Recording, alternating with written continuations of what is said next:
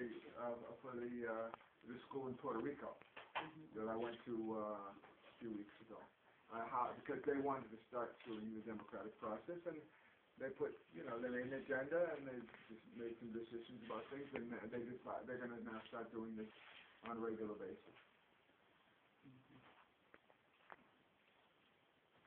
See, here's the concept. If you believe, I think there are two basic paradigms, two basic theories about learning in school. The one that most schools have now, they seem to be operating on, is that kids are naturally lazy and need to be forced to learn. Therefore, you must have classes, timetable, curriculum. They must go to those classes. They must have homework. They must have grades. They must have competition with each other, and so on. Or they wouldn't learn anything. The other concept is that kids are natural learners, that they want to learn. And that your main job as a teacher is to help them learn the things they want to learn based on their interests and building on their interests. And so that is the basis in which we operate our schools, the democratic schools. And kids, like the boy I said who learned, in 1 week, when you decide you want to learn, you're going to learn fast. You see. And if you're not being forced to learn, whatever you decide to learn, you're going to learn fast. If you're being forced to learn things you're not interested in, it kills the natural ability to learn. So after about 6, 7, 8 years, it's a self-fulfilling prophecy. In other words, yes, then it looks like the kids need to be motivated and they're not interested in learning because you've killed it off. Not completely, you can revive it sometimes, but not as well as if you start from the beginning. Right now, you don't have to tell her to do that. She's doing it because she wants to do it. If she wants help, she'll tell you. If she kids, and then what happens is once you put her in school, eventually she doesn't know what to do unless you tell her. You see? Yeah. Something to think about.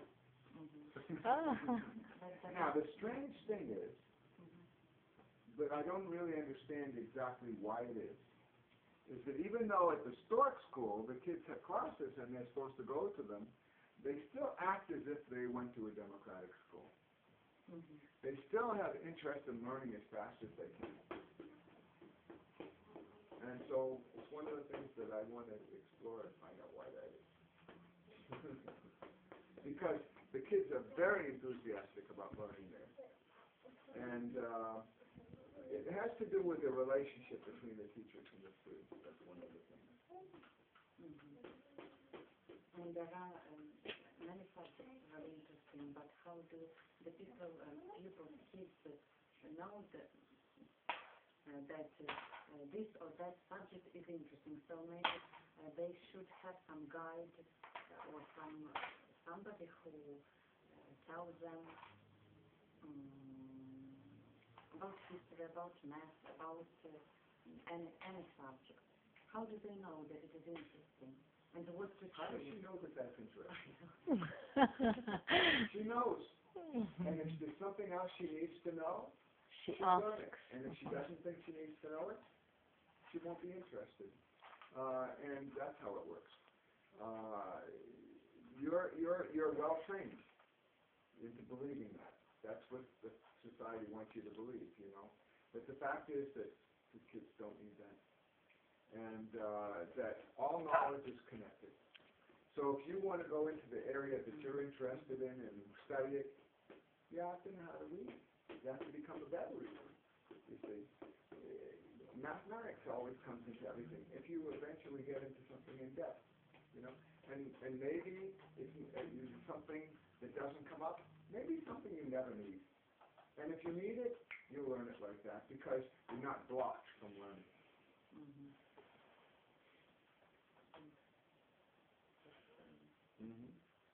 And modern brain research shows that this is true. And I have a friend who who actually is from this school, Albany Free School. He's in this video a lot, who is the director of that school. And he's writing a book about that right now. How modern brain research totally backs up this concept of education. Oh, that's great.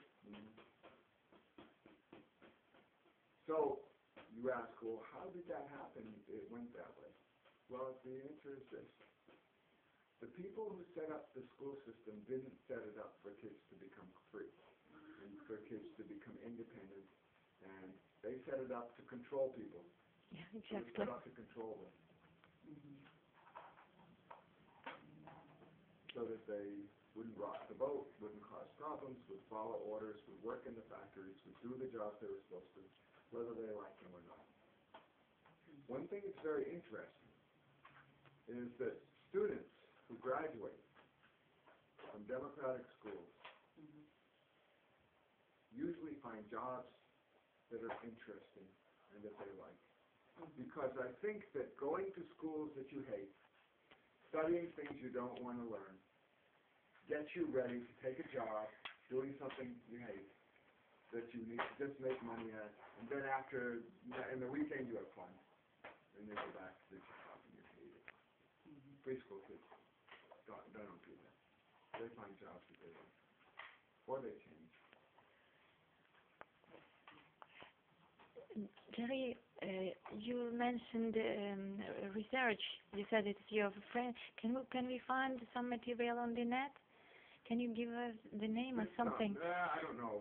We used to have, if you go, there's another website called IDEA. IDEA. And they are working on research.